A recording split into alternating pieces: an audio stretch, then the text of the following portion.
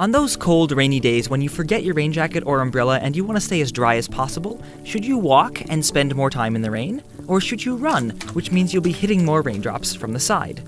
Assuming you haven't been fully soaked yet and you aren't jumping into puddles, the answer is simple. As you move out of the way of one falling raindrop, you move into the way of another, so the amount of rain hitting the top of you is constant regardless of how fast you're going. To see this, you can picture that the raindrops themselves are stationary and you and the earth beneath you are moving upwards through the rain. And since the volume of a parallelepiped, that's a 3D parallelogram, doesn't depend at all on its slant, then no matter how fast you're moving horizontally, the same amount of rain will land on top of you each second. Now, if you're not moving, the rain from the top is all you'll get. But if you are moving, you'll also run into raindrops from the side and you'll get wetter. So in any given second, you stay driest by standing still, and the faster you move, the wetter you become. But if you're trying to get from point A to point B, then standing still won't do you much good. And en route from point A to point B, the total amount of rain you run into from the side has nothing to do with how fast you're going. Just like how a snowplow will plow the same amount of snow from a stretch of road regardless of the exact speed it drives.